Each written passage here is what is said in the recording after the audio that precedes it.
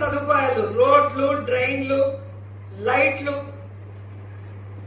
ఒక మున్సిపాలిటీ అంటే పిల్లలు పెద్దవాళ్ళు ఆడుకునేలాగా పార్కులు, అలాగే ఎలక్ట్రిక్ క్రిమినేషన్, ఇవి కరెంటుతో శ్మశానంలో గౌరవంగా దహన కార్యక్రమాలు చేసుకునేటివి, అలాగే ప్రభుత్వ బిల్డింగ్స్ అన్ని కూడా ఏవేవైతే కావాలో ఈ రోజు గర్వంగా చెప్పగలను. 30 సంవత్సరాల్లో చేయలేనిది ఈ రోజు నేను చేయగలిగాను.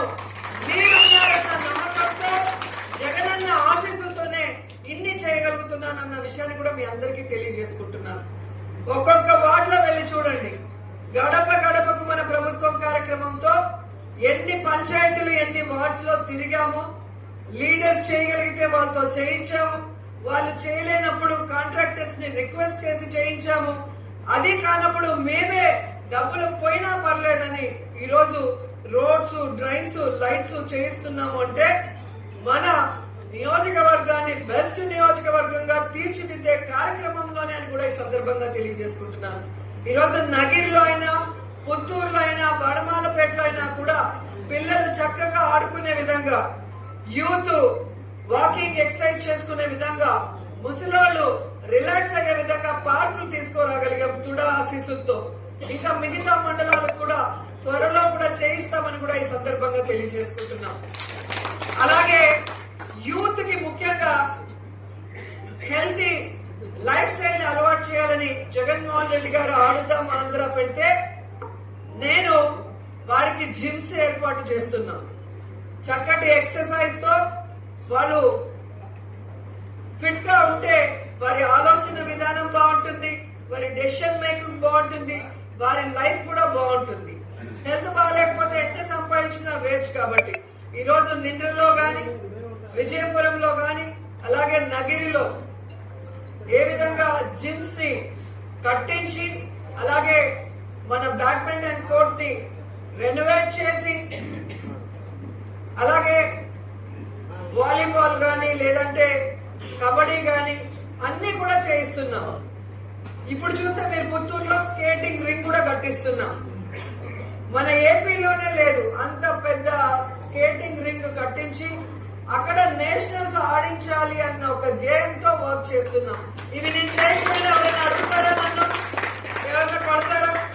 ఎందుకు చేస్తున్నాం? మన నగిరి అనేది బెస్ట్ గా ఉండాలి.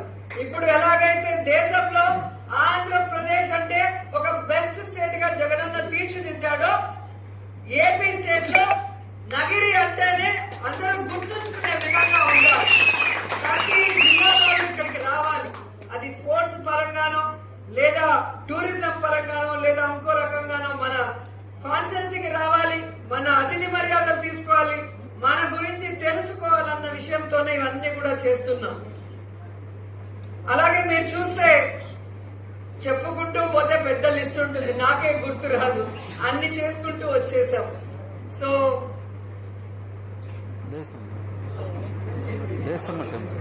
ఓకే, మన అందరినీ కాపాడేది దేశమ్మ తల్లి. సో జగనన్న పాదయాత్రలో ఎక్కడో పూల వర్షం కురిపించినప్పుడు కళ్ళల్లో ఆ పూలు పడి అన్నకి కళ్ళంతా కూడా ఇన్ఫెక్షన్ అయింది, స్పెక్స్ వేసుకొని తిరిగారు, మీ అందరికి గుర్తుంటుంది. అప్పుడు నేను దేశమ్మ తల్లికి మొక్కుకోవడం జరిగింది. జగనన్న పాదయాత్రగా నగరికి వచ్చినప్పుడు దేశమ్మ తల్లి టెంపుల్ కి వచ్చారు. ఆ తీర్థం అక్కడ కళ్ళల్లో వేస్తారన్న సంగతి మీ అందరికీ తెలుసు. అక్కడ జగనన్న కూడా వేయడం జరిగింది. సో ఆ రోజు అనుకున్నాను, అమ్మ ఆశీస్సులు ఉంటే అమ్మకి మంచి టెంపుల్ కట్టించి అమ్మ ఇంకా సంతోషంగా మన అందరినీ కాపాడాలి, మనందరికీ మంచి చేసే విధంగా ఆశీర్వదించాలని మొక్కుకోవడం జరిగింది. నిజంగా నా అదృష్టం. ఈరోజు ఒక టెంపుల్ కట్టాలి అంటే డబ్బుంటే కట్టలేము, భగవంతుడి ఆశీస్సులు ఉంటేనే కట్టగలం.